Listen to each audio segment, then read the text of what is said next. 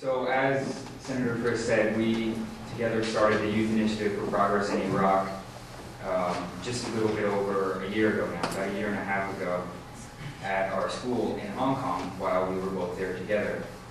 This initiative aims to provide youth a voice and the tools necessary for sustainable relationships and development between our two countries, the United States and Iraq. So our first project that we did to launch this initiative was the 2008 Iraq-US Conference in Amman, Jordan at King's Academy Boarding School. And here's a picture of the group of participants and facilitators at the closing ceremony.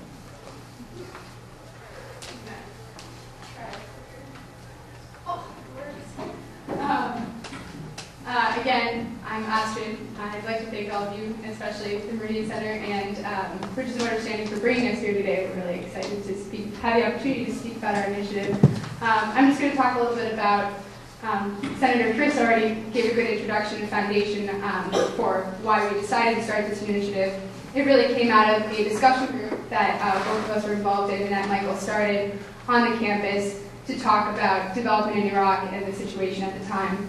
And also from the conference that I had held with a few other students from the United World College about the Kashmir conflict between Indians and Pakistanis. So, yeah, we had a number of hurdles to jump over to get the conference up and going, one of the largest being participant selection. So I'd just like to point out that the participants that we selected, we took great care to ensure that they were representative of as many different backgrounds and opinions that we could possibly have. So the American participants came from 14 different states. There were 16 Americans and 16 Iraqis. They came from 14 different states. They identified both as Republicans, Democrats, and independents. They were people of different faith. Likewise, the Iraqis came from all over Iraq, from Kurdistan, Baghdad, Basra, the entire spread of the country, as well as some refugees in Jordan. The facilitators of the conference were other United World College students who came from 8 different countries, including Venezuela, Pakistan, Canada, Australia, the United States, and Cyprus, were some of them. This is just a picture of the first day of the conference, actually. We held the conference on the King's Academy boarding school campus, which is just outside of Amman. You can see it was rather a large group. We brought together 16 Americans and 16 Iraqis, ages 16 to 19. And on the right, you can just see an example of one of the team-building types of activities that we did within the first few days of the conference to really try and get them to break down the barriers, form friendships, and learn about each other's cultures, which is the first phase of the conference that we'll talk about now. So the first phase of the conference, as she just said, had a number of different goals, the primary one being to foster friendships between the two groups of students. We also wanted each group of students to become more informed about the other group's opinions and their backgrounds. So every participant came prepared with a presentation to give at the beginning of the conference about some aspect of their nation's history, about their culture, about their faith. Examples of these from the United States were one participant gave a presentation about the Founding Fathers.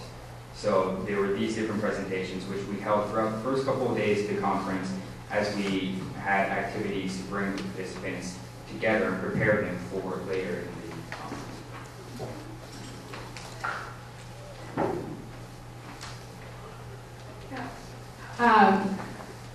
One thing that really helped us to bring the students together and give them another opportunity to form friendships and discuss things on a deeper level throughout the conference was buddy groups. And what they were was we split up pretty evenly, looking at Iraqi students, American students, different factions within the groups.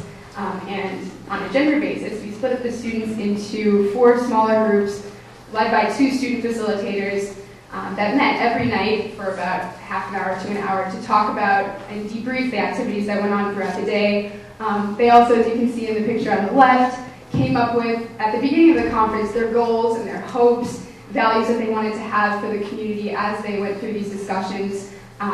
during the conference. And this really gave the students an opportunity to get to know each other better, get into deeper conversations or raise questions that they thought of throughout the day, and really form friendships. A lot of them even wanted to continue talking and learning each other's languages. There was a lot of language exchange. A lot of the American students came away knowing a few words of Arabic, so that often happened in the buddy group setting.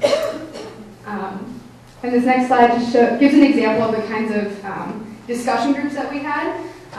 When we formed the discussion groups for each different activity, it was really important to look at the gender balance.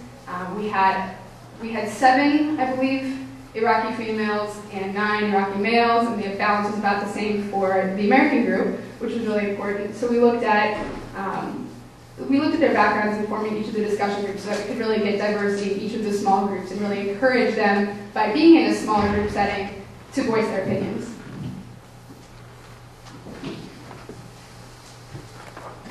To conclude the first part of the conference and steer the discussions more serious topics, we had an activity which we called the timeline activity. In this activity, we split the Americans and the Iraqis into 2 separate groups and asked them to list the 10 most important events that occurred in American-Iraqi relations, specifically related to the current conflict in Iraq. So this activity it did create tension and bring out tension both within the Iraqis, the Iraqi group, and the American group. And it was the first time that the different factions that were represented started to come into conflict with one another.